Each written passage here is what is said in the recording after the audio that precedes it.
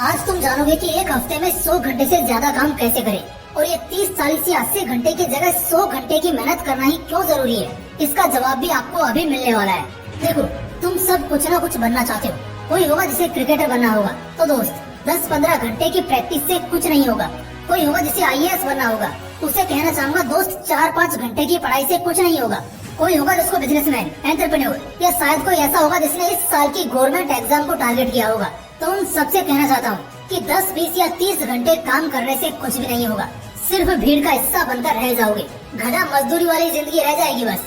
मैं तुम लोगों को डिमोटिवेट नहीं कर रहा, बल्कि आईना दिखा रहा हूँ। आज हकीकत का अंदाजा होगा तो कल भविष्य के दर्द से बचोगे। हाँ, तो कहाँ था मैं। तुम लोग अगर ये सोचते हो कि 5 घंटे, 10 घंटे, 20 या 30 घंटे मेहनत करके काम करके तुम कामयाब बन जाओगे, सफल हो जाओगे, तो तुम बहुत बड़ी गलत फहमी में हो। लेकिन एक सेकंड यार, एक दिन में तो 24 घंटे ही होते हैं, फिर मैं 30 घंटे की बात कैसे कर सकता हूँ। तो भाई मेरे, मैं एक दिन की बात कर ही नहीं रहा, मैं तो एक हफ्ते की बात कर रहा हूँ, पूरे 7 दिन की। हर सफल इंसान अपने काम का मेजरमेंट एक हफ्ते के हिसाब से करता है। एलोन मस्क एक हफ्ते में 100 से भी ज्यादा घंटे के लिए काम करते हैं, स्टिल जबकि उसके पास पैसे, नाम या काम की कोई कमी नहीं है। इससे एक बात तो साबित हो जाती है कि इंसान को विजन के लिए काम करना चाहिए। पैसा तो Ronaldo, Messi, Usain Bolt, Neeraj Chopra, इन सब ने कमा लिया है, लेकिन फिर भी वो लोग जिम में आज भी घंटों के लिए थकते हैं। हर हफ्ते 100 घंटे से भी ज्यादा की प्रैक्टिस करते हैं। वैसे एक वीक में 100 घंटे की प्रैक्टिस आपने बहुत सुनी होगी, तो 100 घंटे ही क्यों करना है? क्योंकि ये मैक्सिमम अल्टीमेटम होता है और ये हार्ड वर्क का पीक लेवल होता है। इसके बाद सक्सेस मिलना तय है, लेकिन बहुत कम लोग इस पीक लेवल पर पहुंच पाते हैं। तो दोस्तों, आज के इस वीडियो में मैं तुम लोगों को सिखाता हूँ कि कैसे तुम उस पीक लेवल पर यानी एक हफ्ते में 100 घंटे के लिए बिना रुके और बिना थके काम कर सकते हैं। बहुत बेहतर अंदाज में अपनी जिंदगी बना सकते हैं। चलो जानते हैं। दोस्तों, मैं ना कुछ प्लान शेयर करूंगा, अपने कॉन्सेप्ट को थोड़ा और इंटरेस्टिंग बनाते हैं। 3 प्लान और उनमें होंगे 3-3 पॉइंट्स। हर पॉइंट को नोट कर लेना और ईमानदारी से फॉलो करना अगर एक हफ्ते में 100 घंटे का रिकॉर्ड सेट करना चाहते हो तो। Plan A, delete distractions. Point number first, mute phones and all interactions. अपने फोन को, अपने सारे डिवाइसेस को और बाहरी डिस्ट्रैक्शन को एकदम म्यूट कर देना है। कुछ इस तरह की आपको उसकी भनक तक ना लगे। 2 साल पहले मेरे साथ भी ऐसा होता था कि मैं कुछ काम करने बैठूं और किसी का मैसेज या कोई नोटिफिकेशन 1 सेकंड में मेरे घंटों का फोकस खराब कर देता था।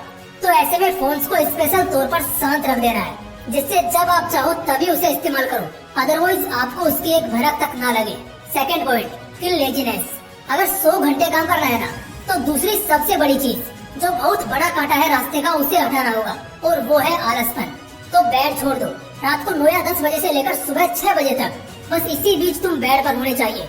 इसके अलावा कोई भी ऐसा समय नहीं होना चाहिए कि जब तुम बेड पर दिखो, क्योंकि जितना आलसी एक इंसान होता है उसमें सबसे बड़ा हाथ उसके इस बिस्तर पर पड़े रहने की बुरी आदत का ही होता है। हर चीज बिस्तर पर पड़े पड़े करने की आदत कभी भी एक लॉन्ग लास्टिंग एफर्ट नहीं बनने देगी।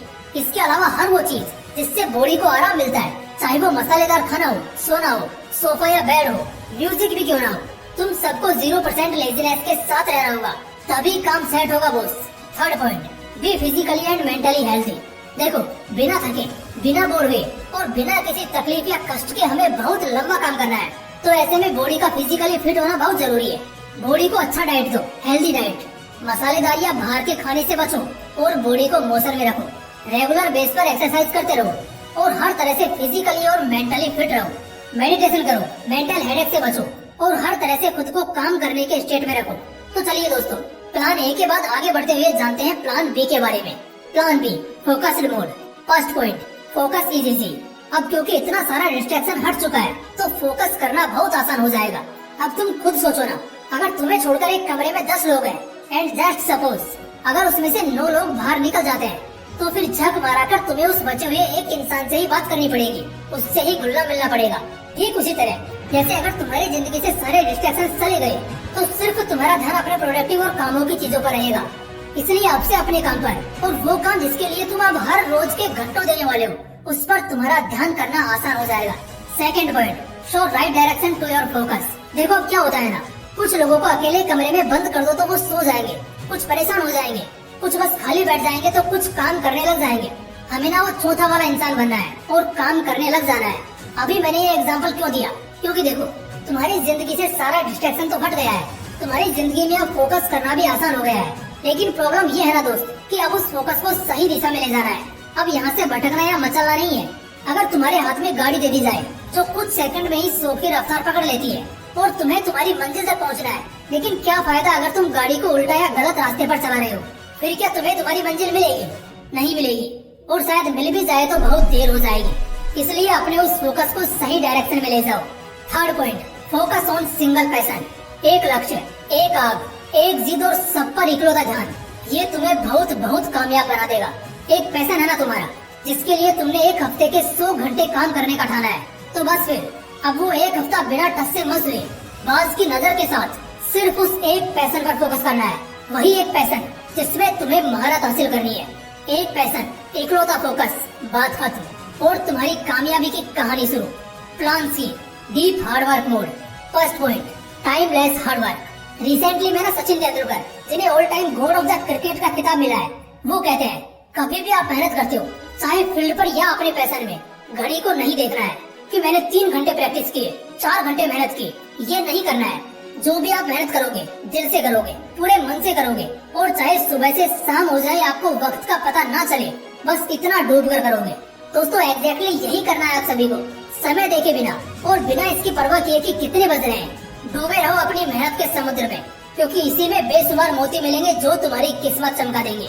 Second point, silent work. खामोश मेहनत बहुत बड़ी चीज होती है। जो कामयाब लोग होते हैं ना, या जिनमें लक्षण होते हैं कामयाब होने के, वो लोग ना अपनी कामयाबी का ढिंढोरा नहीं पीटते।